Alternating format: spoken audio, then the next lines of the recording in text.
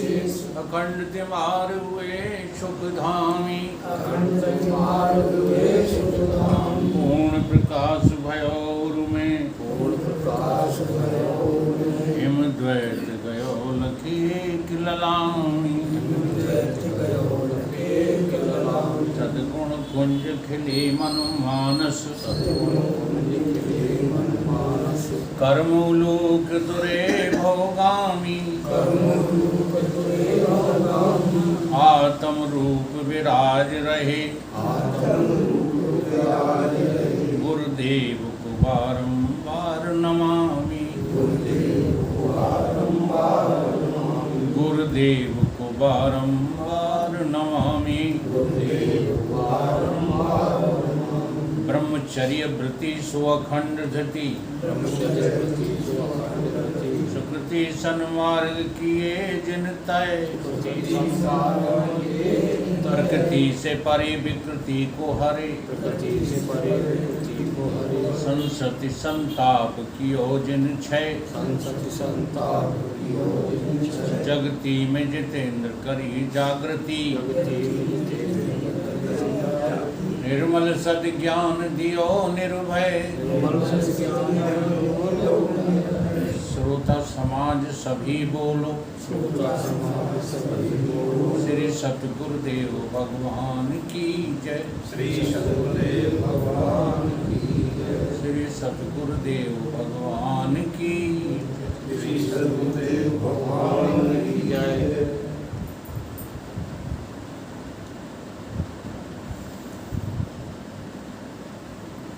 परम पूज्य स्वामी निश्चलदास जी कृत विचार सागर चतुर्थ तरंग का दोहा नंबर 168।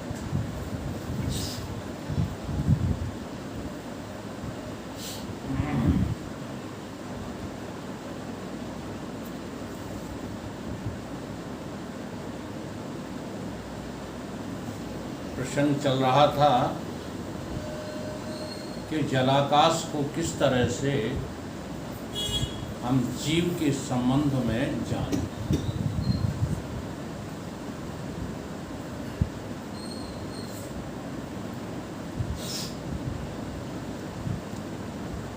तो जीव की परिभाषा क्या निकली जलाकाश के उदाहरण से।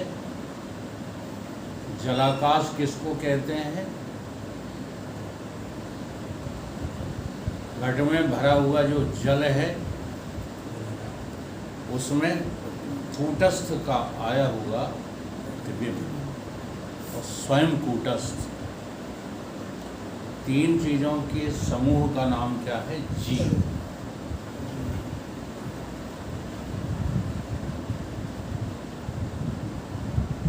अब जो जल भरा हुआ है उसका नाम है अंतःकरण। वो अंतःकरण माने बुद्धि, और बुद्धि तो कार्य है। बुद्धि क्या है? कारण क्या है? बुद्धि का कारण क्या है? तुम्हारी बुद्धि का कारण क्या है? बोलो, इतने दिन हो गए वेदांत पढ़ते रहो। आपकी बुद्धि अविद्या किससे बनी है? हे महाराज, कम से कम जो है तो ये वारती याद कर लो। समझ में तो आता नहीं किसी को कुछ। बुद्धि काय से बनी है? मतलब सुनना चाहते ही नहीं है। सतोगुण काय से बना है? माया काय से बनी है? ले माया से अविद्या बनी है कि अविद्या से माया बनी है? अभी कुछ पता थोड़ी है, जानने में कोई रुचि नहीं, जानना चाहते नहीं। रुचि पैदा करो, यही काम आने वाला है। अविद्या से तुम्हारा अंतःकरण बना है, और अविद्या और माया व्यष्टि समष्टि भेद से दो हैं। नहीं तो एक ही है। जो अविद्या है वही माया है। सारे गुण माया के हैं। इसी तरह तमोगुण रजोगुण अविद्या का है। मलिन सतोगुण का नाम अविद्या है। तो बुद्धि में आया होगा चेतन का प्रतिबिंब, कूटस्थ का प्रतिबिंब बुद्धि में नहीं आया। किसमें आया है? अविद्या। बुद्धि कार्य है, अविद्या कारण है। तो हमेशा जो है प्रतिबिंब किस में पड़ता है? कारण में, कार्य में नहीं पड़ता। लेकिन बोला जाता है समझने के लिए कि अंतःकरण में, इसलिए दो चीज़ें बोली जाती हैं। अविद्या विशिष्ट चेतन, वेदांत में कई स्थानों पे पढ़ने को मिलेगा अविद्या विशिष्ट चेतन, और कई जगह पढ़ने को मिलेगा अंतःकरण विशिष्ट चेतन। अब तुम इसी में चक्कर में पड़ जाओ। अंतःकरण विशिष्ट चेतन का नाम जीव है, अविद्या विशिष्ट चेतन का नाम जीव है। अब ये दो थोड़े ही हैं। चाहे अविद्या कह दो, चाहे जीव कह दो, बुद्धि कह दो, एक ही बात।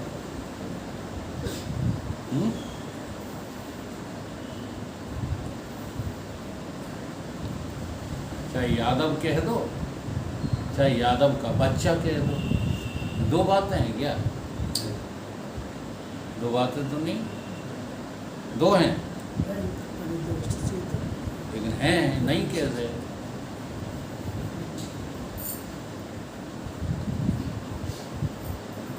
पुत्र पुत्रियों को देखकर पिता का अंदाजा लगाया जाता है, और पिता को देख करके, माता को देख करके पुत्र पुत्रियों का अंदाजा लगाया जाता है। ऐसा है कि नहीं है? घर में गलतियां जो है करती हैं लड़कियां आकर के ससुराल में, गालियां किसको पड़ती? माता पिता को। जैसे जाके नदियां नारे तैसे ताके भरी का, जैसे जाके पाप माताई तैसे ताके लरिका। तो कार्य कारण से, कार्य कारण से, कारण कार्य से अभेद होता है, कभी पृथक पृथक नहीं होता। तो यहाँ समझना क्या है कि बुद्धि में कूटस्थ का प्रतिबिंब और स्वयं कूटस्थ, ये तीनों मिलकर के जीव है। अब ये कौन सा जीव है? ये वाच्य अर्थ का जीव है, जिसको सारी दुनिया जीव बोलती है। ये वो जीव है। देखो दुनिया जीव जीव चिल्लाती है, लेकिन अपने जीवत्व का वाच्य अर्थ भी उसको पता नहीं। अब तुम भजन क्या खाक करोगे जब तुम्हें वाच्य अर्थ का ही पता नहीं है? तो जीव है, जीव है, जीव है, निकल जाता है कि छोड़ के शरीर।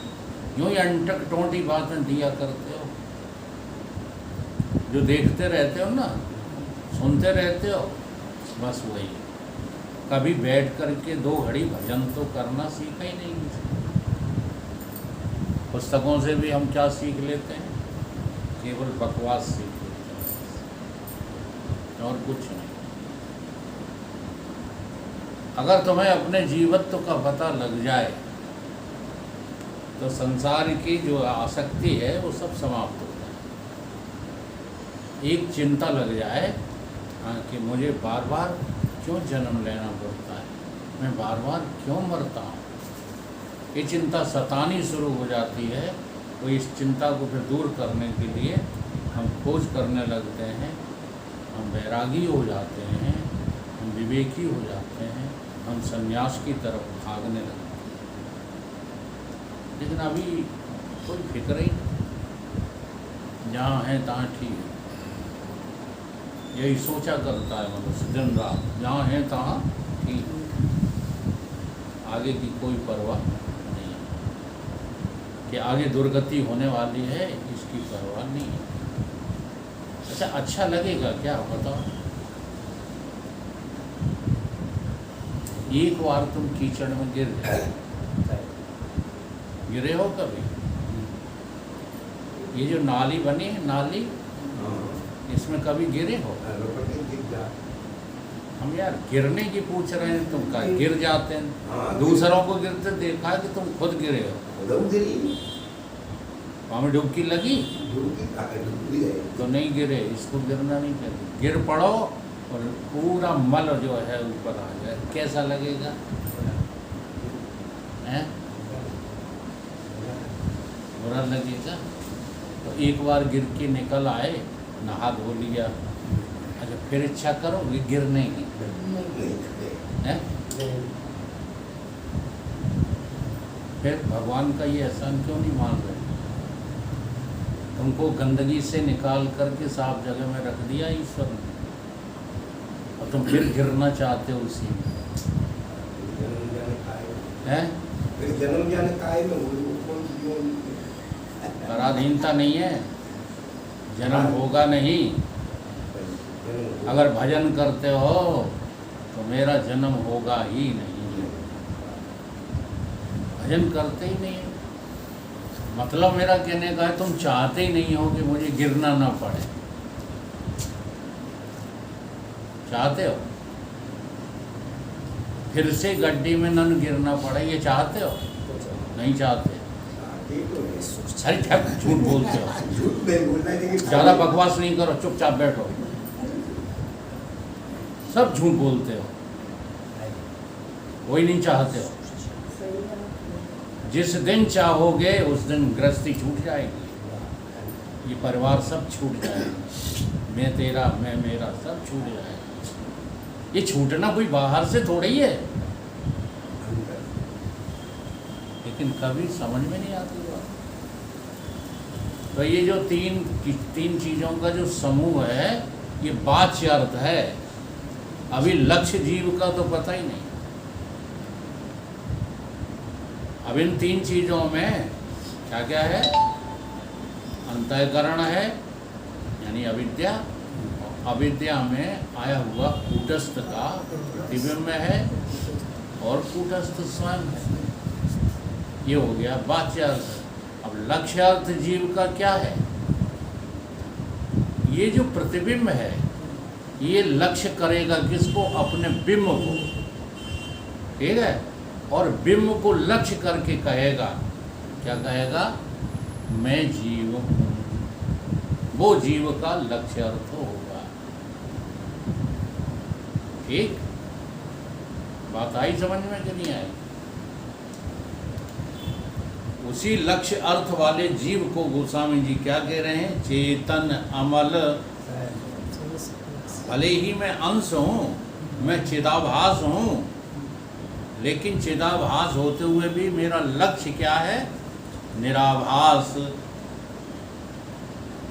ओम नित्यम शुद्धम निराभासम, रोज मंत्र बोलते हो। निर्विकार निरंजनम, मैं उस विराट का अंश हूँ, स्वीकार है मुझे, लेकिन लक्ष्य कहाँ है? लक्ष्य चेतन में है, न कि लक्ष्य जगत में। तो उसे कहते हैं लक्ष्य जीव। तो तुम पद का वाच्य है तीन समूह, और चिदाभास का त्याग करके केवल कूटस्थ को लक्ष्य करना तुम पद का लक्ष्य अर्थ है। ऐसे ही अहम शब्द में वाच्य अर्थ जीव है। तीनों समूह को अहम कह दो, समूह को ये तीन चीज़ें जो बताए थे, अंतःकरण, अंतःकरण में आया हुआ कूटस्थ का प्रतिबिंब होता है कूटस्थ, इसको क्या कह दो? अहम। ये वाच्य अर्थ हो गया। और लक्ष्य कूटस्थ को करके अहम कहोगे, अयम आत्मा, अयम आत्मा ब्रह्म, तो वो होगा जीव का लक्ष्य।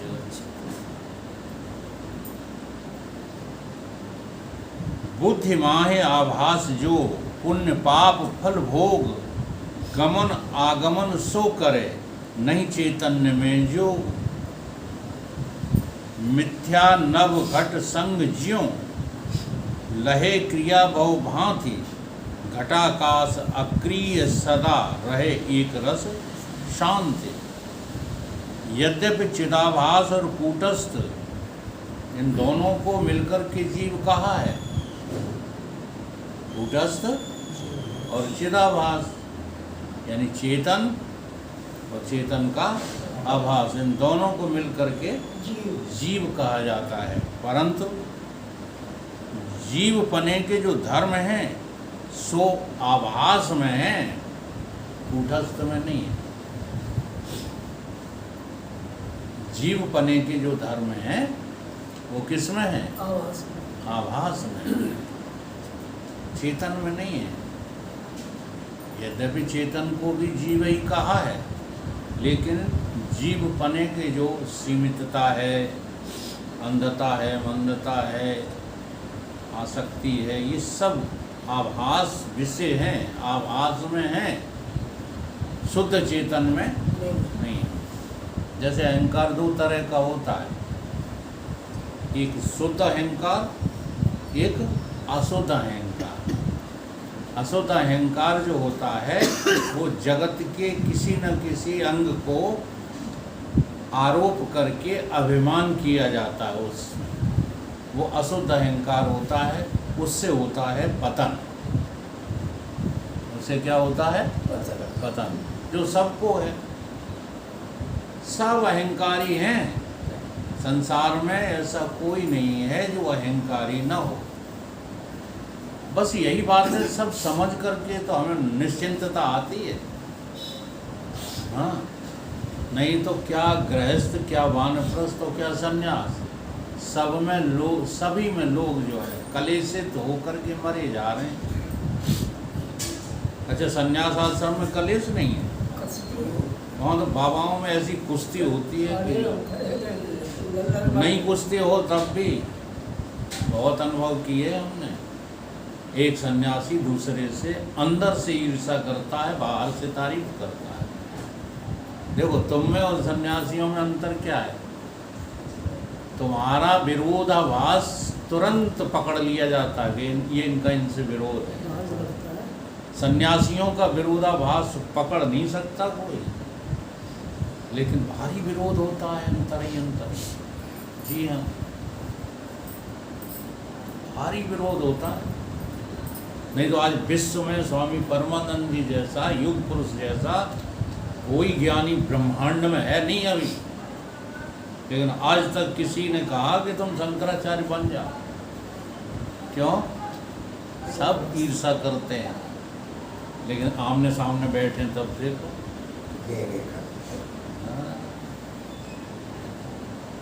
तो सन्यासी बात को छिपा लेता है, कतई उजागर नहीं होने देता।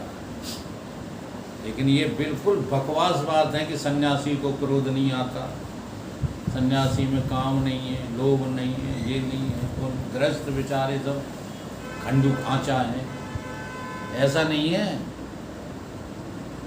गृहस्थों में बड़े बड़े योगी हुए, बड़े बड़े ज्ञानी हुए हैं। यही बात भर दी गई, इसलिए मानवता खो गई, मानवता समाप्त हो गई। घर घर में दानवता आ गई है। ये गृहस्थ तो बस इसी के लिए होते हैं, लड़ने झगड़ने के लिए, क्लेश करने के लिए और भोग भोगने के लिए। गृहस्थ ये बहुत गलत बात है, शास्त्रों के द्वारा हमको सिखाई गई, जबकि शास्त्रों में ऐसा कहीं कथन है नहीं। संन्यास हो, चाहे गृहस्थ हो, चाहे वानप्रस्थ हो, ये सब धर्म चिदाभास के हैं। चेतन में ये एक भी नहीं।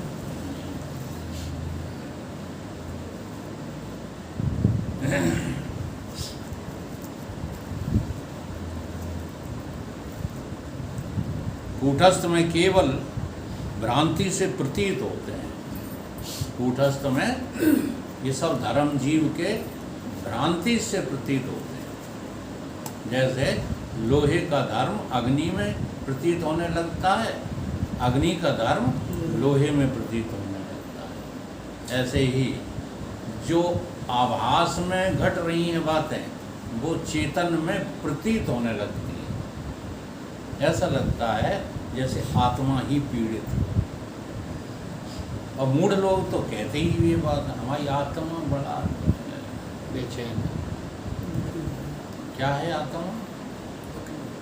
पीड़ित है, बड़ा दुखी है। अब दुख धर्म किसका है? असल में देखा जाए तो चिदाभास का भी नहीं है, आगे बात आएगी।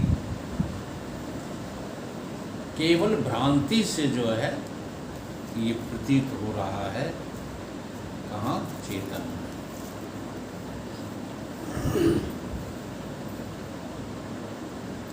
सो भ्रांति से प्रतीत भी बुद्धि सहित आभास को होता है। भ्रांति से जो प्रतीति हो रही है वो बुद्धि सहित आभास को हो रही है, कूटस्थ को नहीं। क्योंकि कूट नाम किसका है? कूट नाम ऐरन का है। ऐरन जानते हैं? सुनार और लोहार के पास होती है निहाई, है ना? तो वो निहाई कैसी होती है? स्थाणु होती है, कभी उसमें परिवर्तन नहीं आता। लेकिन बाकी जितने जीवर बनाए जाते हैं सब में परिवर्तन होता रहता है और निहाई एक समान रहती है। तो कूटस्थ कैसा है? निहाई जैसा है, निर्विकार रूप से स्थित होता है। कूट कहिए मिथ्या जो बुद्धि और चिदाभास ताके विषय असंग रूप से स्थित हो गए, उसे कूटस्थ कहिए। कूट स्थित है। कूट स्थित किस में है?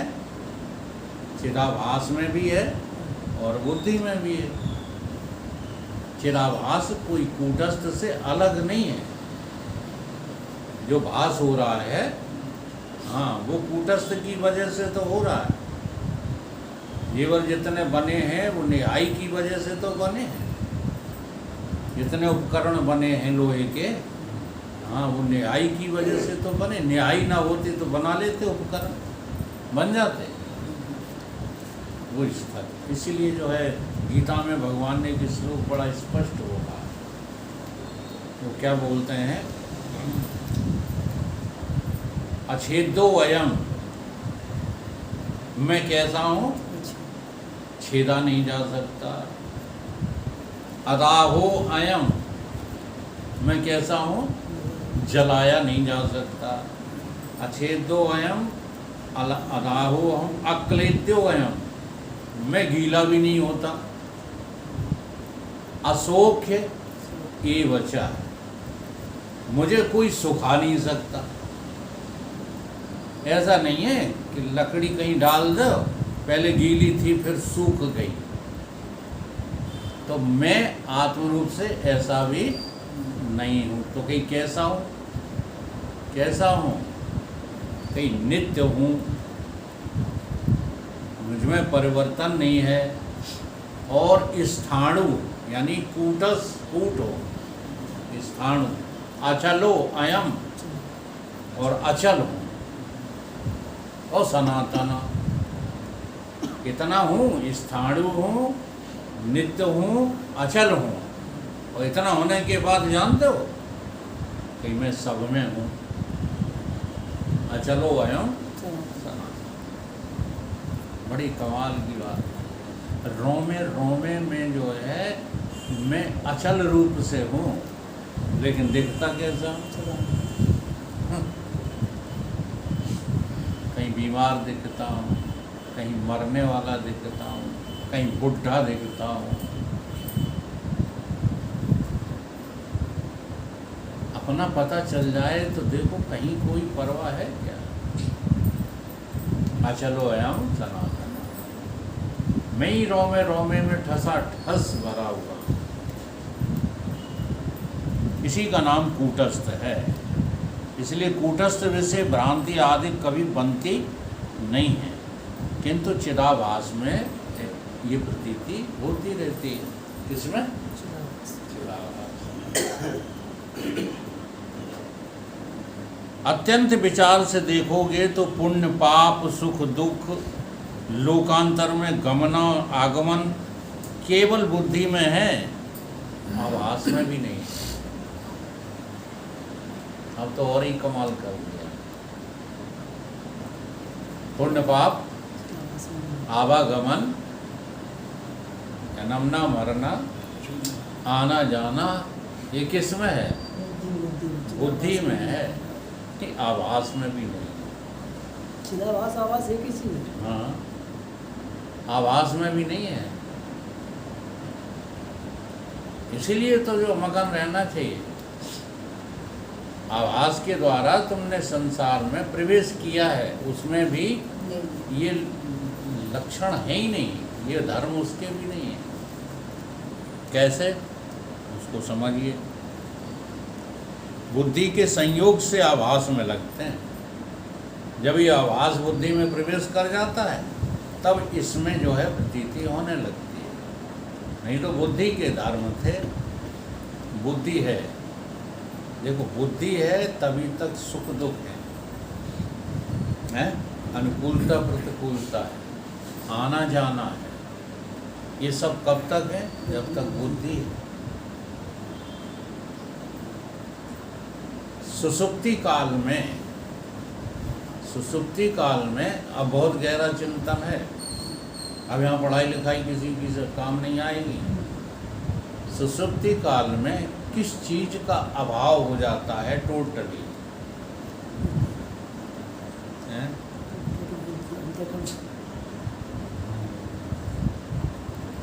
सुसुप्ति में किसका अभाव हो गया? सुख दुख, पुण्य पाप, जन्म मृत्यु, आना जाना सब समाप्त। किसका अभाव होगा? अरे अंतःकरण का तो हुआ है। अब यहाँ विचार ये करना है, ये आभास कहाँ चला गया? भाई बुद्धि सहित आभास था ना, तभी तो ये सारे धर्म तुमको जो है प्रतीत हो रहे थे। अब आभास कहाँ चला गया? अभाव बुद्धि का हुआ है कि आभास का हुआ है?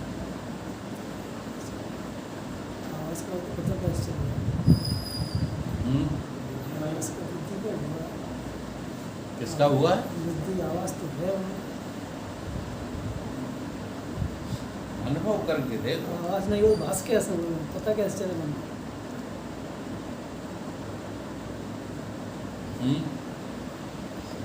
अनुभव से बताओ, नींद में आभास है कि नहीं है? और बुद्धि?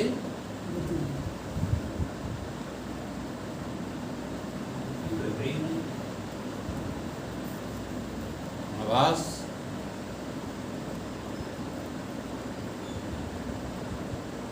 अच्छा, वहाँ पर आभास ने कौन सा धर्म जो है अपने में आरोपित कर रखा है नींद में?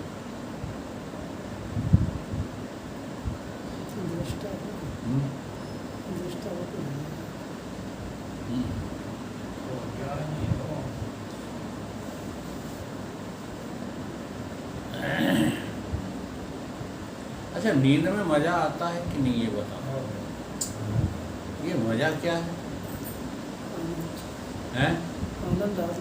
तो सीधी तरह से बोलो ना। आनंद को धारण किसने किया हो? आभास ने। इसलिए जाग कर कहते हो आज तो नींद इतनी बढ़िया आई, आनंद आ गया। इसलिए आभास का भी धर्म नहीं है ये। आभास भी किसी को टच नहीं करता, वो भी असंग है, वो भी किसी के संग नहीं है। केवल ये बुद्धि और आभास का जो मिलन है, जड़ चेतन है ग्रंथ। अच्छा अब देखो, आभास और बुद्धि के मिलन का नाम तुलसीदास जी ने क्या रख दिया? ग्रंथि। एकदम होश आया तुलसीदास जी को, तो नीचे क्या लिख दिया, यद्यपि मृखा। ये मिथ्या क्यों है? मिथ्या इसलिए है कि चेतन में कोई गांठ पड़ती ही नहीं, कूटस्थ में कोई गांठ पड़ती ही नहीं है। कूटस्थ किसी के धर्म को कभी भी प्रतीत उसमें होता ही नहीं, चिदाभास में भी नहीं होता। उसका उदाहरण आगे कहेंगे। जैसे लोहे की कढ़ाई में तपाया जो तेल तामे आकाश का प्रतिबिंब होता है। लोहे की कढ़ाई है, उसमें तेल भरा हुआ है, वो तपा दिया गया है, तपा दिया कि नहीं तपा। अब उसमें जो है आकाश का प्रतिबिंब पड़ रहा था, तो तुम उंगली तपे हुए तेल में डाल के देखो, है कितनी जल जाएगी? नहीं, कितनी जल जाएगी हम ये पूछ रहे हैं। अभी भी तुम पहुँचा ही नहीं रहे हो। तेल ही हो जाएगी वो उंगली, उंगली रहेगी नहीं, क्या हो जाएगी, है ना। लेकिन उसमें जो प्रतिबिंब आकाश का पड़ रहा उसका क्या बिगड़ गया? आकाश जो है वो निर्विकार है और तत्वों की अपेक्षा, इसलिए आकाश के प्रतिबिंब का गर्म कढ़ाई में कुछ बिगड़ गया। अच्छा, यहाँ हम आनंदित तो हुए, जैसे हमारा आभास अपने चेतन में है, लेकिन हमको पता कहाँ रहता है? पता इसलिए नहीं रहता है क्योंकि बुद्धि नहीं है आपके पास। पता लगाने वाला जो यंत्र है केवल बुद्धि है। इसलिए गीता उठा करके देखो, भगवान कृष्ण साफ शब्दों में कहते हैं कि अर्जुन कोई योग भोग नहीं है, सारे योगों का जो है सेंट्रलाइजेशन कहाँ है, केंद्रीकरण बुद्धि में। और ये बुद्धि ही तो भटका रही है, ये बुद्धि ही तुम्हें भटकने से बचाएगी। तुम बुद्धिमान प्राणी मनुष्य इसीलिए कहलाए हो।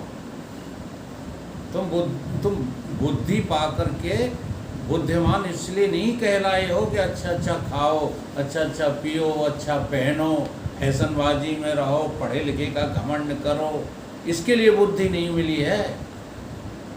तुम्हें बुद्धि मिली है अपनी आत्मा को पहचानने के लिए। ये बुद्धि की भूमिका है।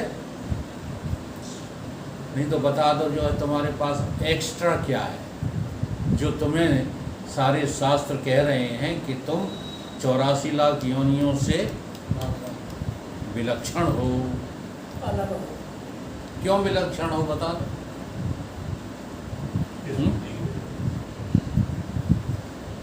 क्यों विलक्षण हो? क्योंकि आपके पास स्पेशल बुद्धि मिली है। ठीक? तो किसी जो है उर्दू के शायर ने कहा है कि गर अक्ल है, अक्ल माने गर अक्ल है तो देख। क्या देख? सब में खुदा, ये बुद्धि ही देख पाएगी।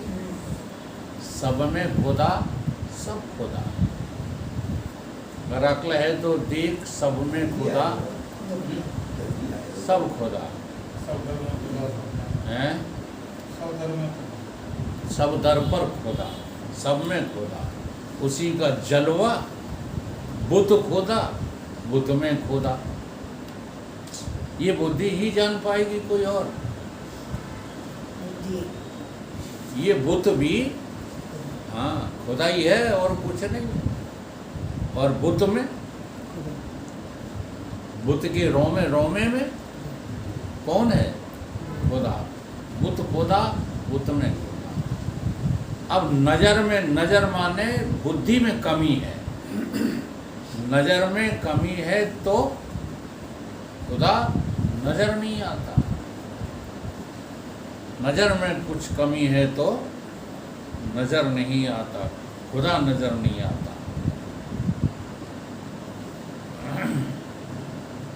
बुतों का खौफ है जिनको, वो खुदा पाता नहीं है।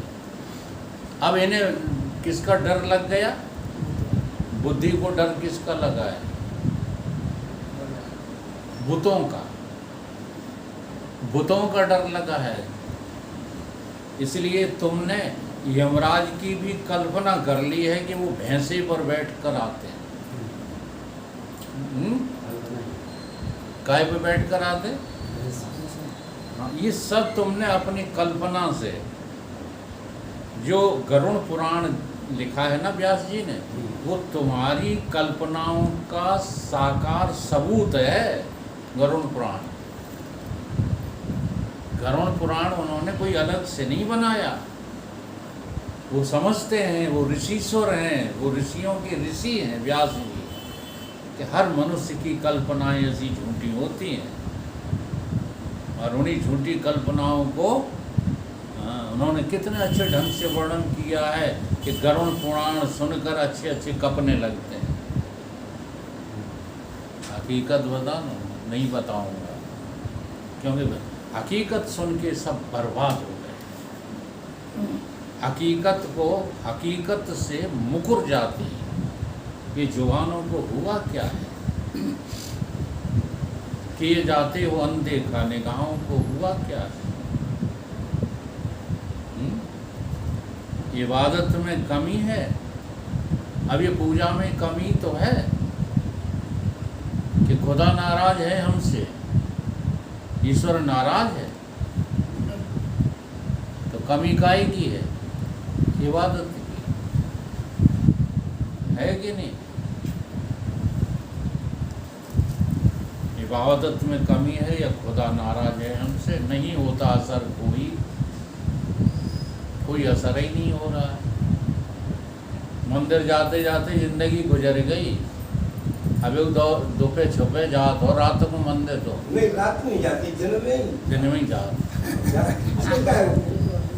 अगर मंदिर जा के मंदिर नहीं छूटा तो तुमने पाया क्या?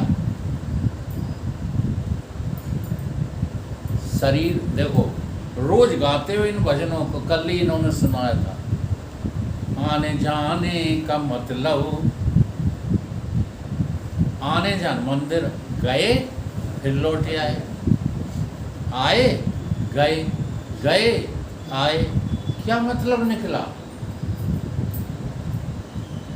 ये मंदिर का उदाहरण है। ऐसे ही शरीर में आए, फिर मर गए, फिर आए, फिर मर गए, क्या मिला? आने जाने का मतलब सुरेंद्र यही आने जाने के बंधन से निर्मुक्त हो। आने जाने का क्या मतलब है? आने जाने का बंधन जो है छूट जाए। आना जाना जो जग में, आना जाना जो मंदिर में, एक ही बात है, लगा ही रहा तो तेरे आने व जाने से क्या फायदा? भजन गाते हो, सुनते हो, समझते कुछ नहीं। समझ दो कौड़ी की कर लिए तुमने, जिंदगी भर मंदिर गए और मंदिर छूटा नहीं तुम्हारा, तो तुम्हें मिला क्या? कुछ नहीं, कुछ नहीं मिला। ऐसे ही मनुष्य का शरीर पाकर तुमने 80 साल गुजार दिए, 70 गुजार दिए, मिला क्या? आज भी उसी वासना में डूबे पड़े हो, मरे जा रहे हो। लड़कन को नहीं बनाए पाए, अब नातियन के पीछे पड़े, तो अब पोता हो जाएंगे। हाँ, उम्र, भगवान तो तुम्हारे ऊपर दयालु है, इसलिए इतनी उम्र देती है। नहीं तो हम तुम काय लायक हते जानते हो? पैदा भये थे तैसे ही धोंच दे जाते, वहाँ गौरी में डाल दे जाते, फिर से सुअर बनते, उस लायक हो। तुम कहोगे ना बड़ा गुस्सा आता है, गुस्सा आएगी, तुम्हारी भलाई सोच रहे हैं, तुम क्या गुस्सा करते, गुस्सा करते हैं? थे तुम इस लायक? बताओ, कितनी कृपा है तुम्हारे ऊपर भगवान की। ये नहीं सोचते हो कि आज का दिन मुझे मिल गया है, ये ईश्वर की मेरे ऊपर कितनी बड़ी कृपा है। तुम इन दिनों को कहाँ लगाते हो? नातियन में, पोतन में, लोटन में, गिलासन में, काय में, जेवरों में। शर्म नहीं आती? ईश्वर के इतने बड़े दुश्मन। सोच लो जरा, ये मार्ग उल्टा हो गया है। हमारी तो बुद्धि खराब हो गई, समझ लो। तुम यदि अच्छी बुद्धि वाले हो तो सोचना शुरू करो। इन इबारतों को रट रट के कुछ होने वाला नहीं है। इस इबारत में जो कुछ लिखा है उसे गहराई से पकड़ने की कोशिश करो तो प्रतिबिंब का क्या बिगड़ेगा? कुछ बिगड़ेगा? कुछ नहीं। बुतों का खौफ है जिनको वो खुदा पाता नहीं है। बुत कहाँ है? बुत की पर हस्ती है कहाँ? जब सब जहाँ में है खुदा तो बुत की हस्ती है कहाँ? खुदा से हम जुदा हों तो खुदा के पास भी जाएं। देखो, मंदिर नहीं छूट रहा, शरीर नहीं छूट रहा। एक ही बात है, शरीर का छोड़ना, मंदिर का छोड़। पहले जो है उस देवालय को छोड़ो, तब फिर इस देवालय को छोड़ो। ये देहो देवालयम, ये देह भी क्या है? मंदिर है। इस मंदिर को भी छोड़ना है।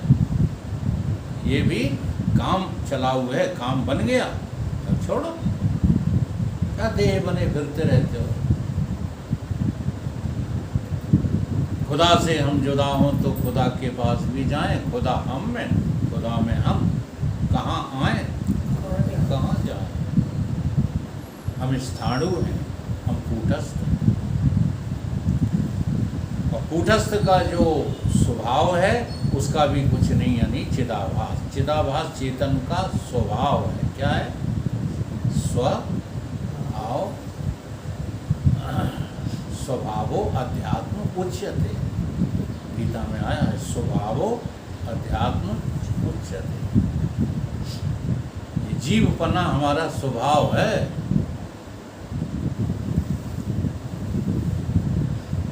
तदगत आकाश के प्रतिबिंब का नहीं। तब तेल पूरित कढ़ाई के अधिष्ठान रूप आकाश को कहाँ से हो जाएगा? जब वो तेल में जो प्रतिबिंब दिखाई दे रहा है उसका कुछ बिगड़ा नहीं है तो आकाश का क्या बिगड़ जाएगा? ऐसे ही जो चिदाभास रूप जीव है उसे जमराज नहीं मार पाए तो आत्मा को क्या मारेंगे? हैं? क्या कर लेंगे जमराज? इन सब भयभीत हो किससे? जमराज। यार एक दिन क्या होगा? एक दिन काल खा जाएगा। खा जाएगा? खबने को ऐसे तैयार बैठे हो।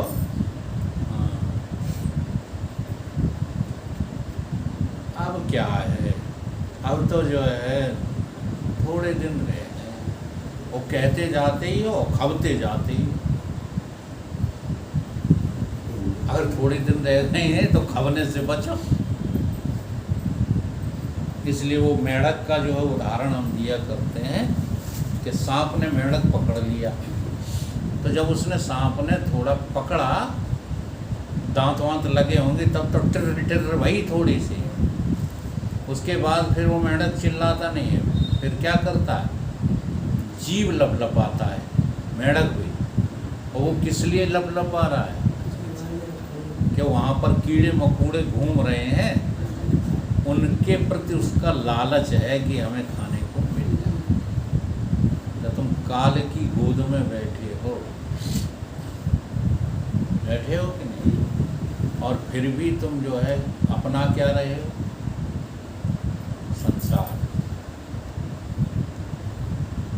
इधर जानते भी हो कि हम काल की गोद में बैठे हैं, और उधर जो है जो काल के सब भस्म हो रहा है, काल के मुंह में जा रहा, उसी को पाने की इच्छा भी रखते। तो ये मूर्खता नहीं है तो क्या है? झूठे सुख को सुख कहो, मानत मन में मोह, जगत चवेना काल का, कछु मुखों में कछु गोद।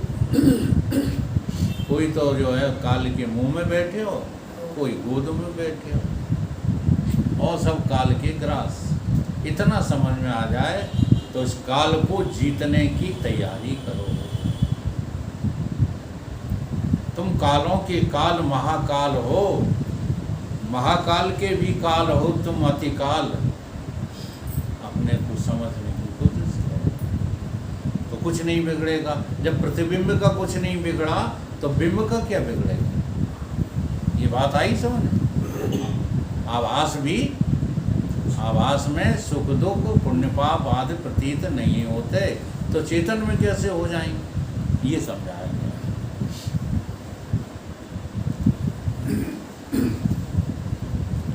जैसे जल से जो घट है सो टेढ़ा हो गए है और सीधा हो गए है, और जावे आवे है, और ताके संबंध से आकाश का आभास संपूर्ण क्रिया करे है, और स्वतंत्र कछुए नहीं करे है। जल हिलता डुलता है, तुम्हें लगता है कि आकाश का जो प्रतिबिंब है वो भी हिल डुल रहा है?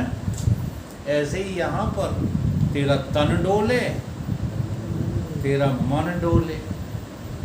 कौन डोलता है? तन और मन। पर आत्म अचल अपार रे। अब घोर भ्रम की गागरी है। तुम्हें भ्रम क्या है कि हम डोल रहे हैं, हम दुखी हैं, हम मर जाएंगे, हम चले जाएंगे। कहाँ चले जाओ?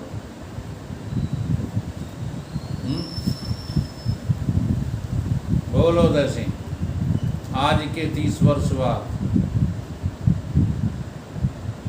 थोड़े बोल दे और ज़्यादा बोले, आज के 50 साल बाद तुम कहाँ रहो? कहाँ जाओ? आज के 50 साल बाद कहाँ जाओगे? जल्दी बता दो यार, इसमें इतनी देर सोचने की क्या जरूरत है? 50 साल और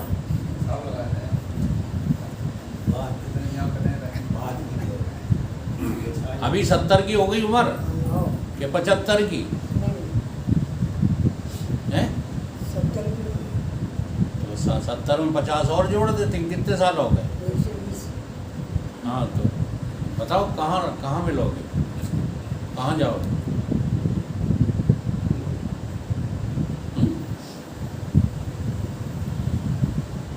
बोल दो जो हकीकत तुम्हें समझ में आ रही थी बोली हो। हमारे चक्कर में मत रहियो, नहीं हमारी सेट करो। क्या लगता है? ये तो तुमने हमारी बात बोलते ही सुनी सुनाई। इसको गुरु बाबा कहते थे अखंडानंद। कुकर से भूसत फिरें, सुनी सुनाई। लगता तो ये है कि मर जाएंगे, हैं? हाँ, अभी ये जान कहाँ पाए कि हमें आना जाना नहीं है। अगर जान गए हो तो बहादुर हो, फिर आप पूजनीय, हम तो आपकी पूजा करेंगे। ऐसा जो जान जाए, लेकिन अब जानना छिपता नहीं है, ये भी बात जरूर। कोई ससुराल से लौट करके आए तो फिर उसकी जो एक्टिंग है वो छिपती नहीं है। हाँ, छिप जाती है, नहीं छिपती। तो ऐसे ही जो है परीक्षित को यही तो मिल गया था। परीक्षित ने कहा अब गुरुदेव जाओ यार, क्या बात करते, अब मेरा कौन क्या बिगाड़ देगा। अहम ब्रह्म परम धाम, ब्रह्म अहम परम पदम सत्यम परम धीमहि। अब मुझे क्या करना है, किसी की अब कोई ज़रूरत नहीं है, अब गुरु की भी ज़रूरत नहीं है। गुरु की ज़रूरत तब तक तो है जब तक बात पूरी समझ में नहीं आए, पहले ही मत गुरु की ज़रूरत ख़त्म कर देना। सही है।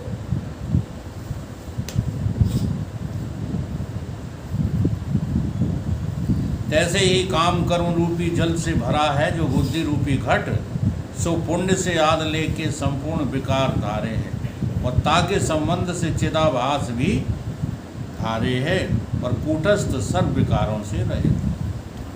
सारे विकार जो है किसमें है, जड़ में है, परंतु जड़ में जड़ से संग किया किसने, चिदाभास ने, तो वो चिदाभास में लगने लगते हैं, जबकि वो चिदाभास में भी नहीं है, चिदाभास भी असंग ही है।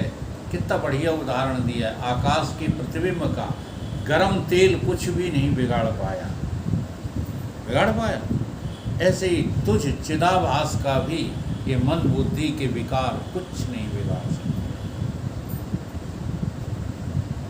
अब ये बात केवल ये तुमने रट ली और समझ में नहीं आई तो तुम जानते हो बहुत पतित हो जाओगे। अब तुम कहोगे सैया भाई कुतवाल हमें डर, अरे हमें कुछ होता ही नहीं, हमें कोई पाप लगता ही नहीं है, हमें कोई पुण्य होता ही नहीं है, अब क्या करने में लग गए, अब दुकान और चलाए में लग गए कि वेदांती सब बर्बाद हो गए। ये सीख लिया मुझे कोई पाप लगता ही नहीं। आत्मा कैसी है, कैसी है, निर्लेप। क्या बात कही। अब चाहे कुछ करो, सैया भाई कुछ हमें डर है। पहले तो थोड़ा जो है करते थे काम संसार का, अब और बढ़ा दिया।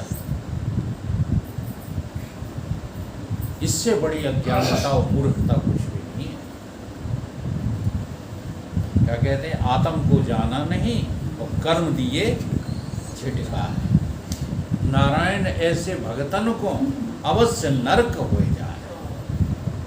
अभी समझे बूझे तो कुछ है। और जो अच्छे काम थे वो भी छोड़ दिए, दान देना छोड़ दिया। दान अब क्या देना, जबकि हकीकत क्या होती है कि जो आत्मा का अज्ञानी होता है, जब उसे आत्मा का ज्ञान हो जाता है तो जो कुछ धरा था शेष वो भी देने लगता है। फिर देना बढ़ जाता है, देना घटता थोड़े। हाँ, पहले तो वही देता था 10%। कब, जब अज्ञानी था तब कितने परसेंट देता था, 10%, क्योंकि दान की महिमा सुनी थी। अब जब से ज्ञान हो गया है तब से 100% किसका है, सब भगवान का है। मेरा क्या है, मैं तो स्वतंत्र आत्मा चेतन हूँ, मेरे को कोई कमी है जो मैं दबा दबा के रखूँ, ऐसा नहीं। आप ब्रह्म के चरित्र पढ़िए, उन चरित्रों को पढ़ने के बाद फिर आचरण करके देखो।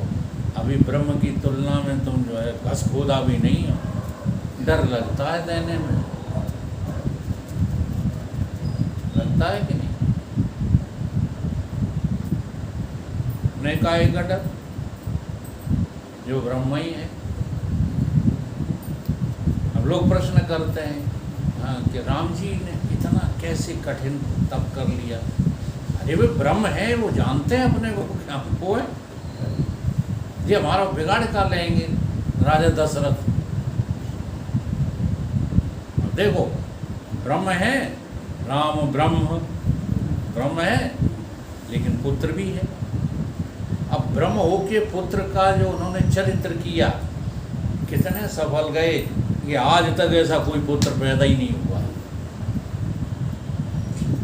और ब्रह्म न होते फिर ये त्याग का नाटक करते तो कहीं ना कहीं जो है फंस जाते कि नहीं हो जाते।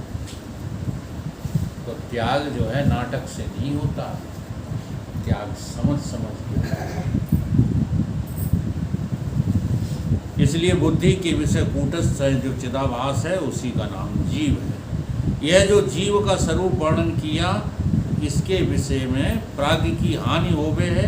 काहेते जो सुसुप्ति के अभिमानी जीव का नाम प्राज्ञ है, ता सुसुप्ति विषय बुद्धि का अभाव होता है। इसलिए बुद्धि में आभास भी बने नहीं। या तो प्राज्ञ के स्वरूप का प्रतिपादक जो शास्त्र है, ताका विरोध होगा। इस कारण से जीव का स्वरूप और प्रतिपादन करते हैं। ये शंका खड़ी हुई। हाँ, जो प्राज्ञ रहता है ना, प्राज्ञ नाम क्या है जीव का? सुसुप्ति में प्राज्ञ। तो प्राज्ञ जो है कैसे रहता है, इसके विषय में वर्णन। अथवा व्यष्टि अज्ञान में जो चेतन आभास अधिष्ठान कूटस्थ ये तो कहे जीव पदास। अज्ञान के अंश का नाम व्यष्टि अज्ञान है। जैसे तुम्हारे देह के अंश का नाम क्या है? पुत्र। तुम पिता हो तो तुम्हारे देह के अंश से कौन पैदा हुआ? पुत्र। ऐसे ही एक अज्ञान समष्टि का है और उसके अंश का नाम है व्यष्टि अज्ञान। जो तुम्हें अज्ञान है ना, वही ईश्वर को भी है। अब इस बात को सुनने के लिए भगत लोग तैयार ही नहीं होते। क्यों नहीं होते हैं? क्योंकि वो अंधविश्वासी है। देखो, अंधविश्वासी आदमी जो होता है वो किसी भी ज्ञानी को स्वीकार नहीं करता। जैसे एक आदमी पत्थर को पूजता है,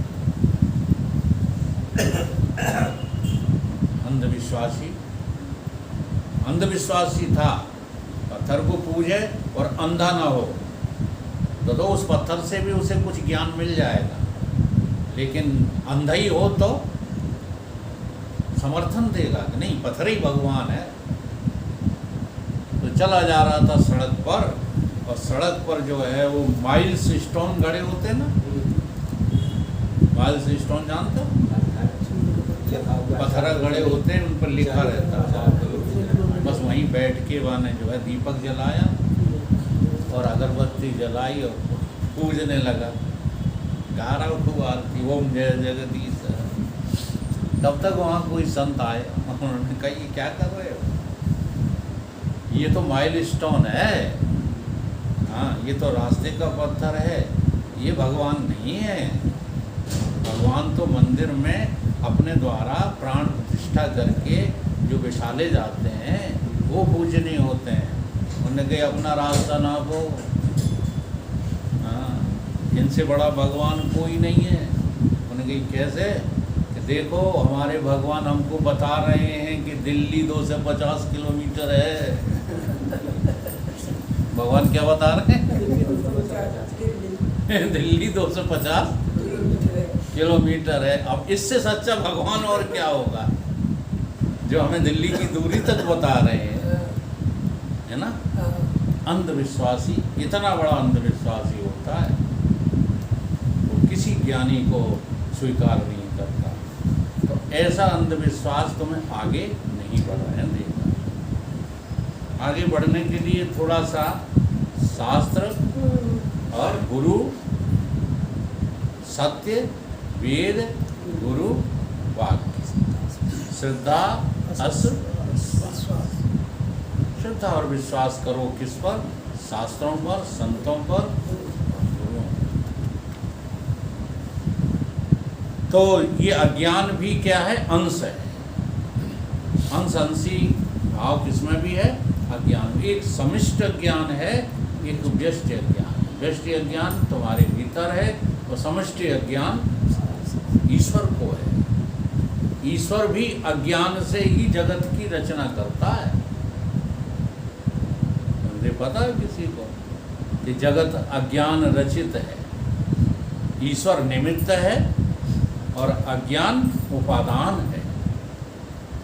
सारे जगत का उपादान कारण क्या है? अज्ञान। और निमित्त कारण कौन है? ईश्वर। ऐसे ही आंशिक रूप से तुम्हारे भीतर क्या है? अज्ञान। संपूर्ण अज्ञान का नाम समष्टि अज्ञान, उसके अंश का नाम है क्या? व्यष्टि अज्ञान। अज्ञान के अंश का अधिष्ठान जो कूटस्थ है, इन दोनों का नाम जीव है। इसलिए प्राज्ञ का अभाव नहीं होता। क्यों? क्योंकि सुषुप्ति में अज्ञान तो रहता है। जो सुषुप्ति विषय चेतन के प्रतिबिंब सहित अज्ञान का अंश है, सोई बुद्धि रूप को प्राप्त होता है और चेतन का प्रतिबिंब साथ ही होता है। इसलिए ये स्वप्न और जागृत खड़े हो जाते। अज्ञान के अंश से ये तुम्हारा जगत खड़ा हुआ है।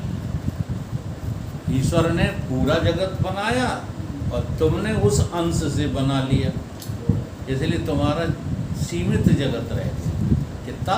मैं, मेरा, तेरा, बस तुम्हारा जगत इतना रह गया। और ईश्वर ने समस्त अज्ञान से बनाया तो सारा जगत किसका है? ईश्वर का है। सारी बात समझ में नहीं आ रही। और तुम सारे जगत को अपना मानने लग जाओ, तुम भी कौन हो? ईश्वर। बहुत सरल फॉर्मूला है। अपने बनाए हुए जगत का करो त्याग और संपूर्ण जगत को बताओ, मानो अपना बनाया हुआ जगत, तो ईश्वर। ताचिदाभास सहित बुद्धि में पुण्य आदि संसार प्रतीत होते हैं। इस अभिप्राय से बुद्धि ही को शास्त्र विषय जीवपने की उपाधि वर्णन करते हैं। विचार दृष्टि से जीवपने की उपाधि का नाम क्या है? अज्ञान। यहाँ बुद्धि का संस्कार रूप घट, तामे व्यष्टि अज्ञान रूप जल भरा है, उसमें चेतन का प्रतिबिंब है। व्यष्टि अज्ञान रूप घट है, तामे मलिन सतोगुण रूप जल भरा है, जिसमें चेतन का प्रतिबिंब है। ये कूटस्थ सहित जीव कहलाता है। अब वर्णन आएगा किसका? ईश्वर का। ईश्वर जो है क्या चीज है? समय देखिए। एक घंटा 2 मिनट बोलिए सतगुरुदेव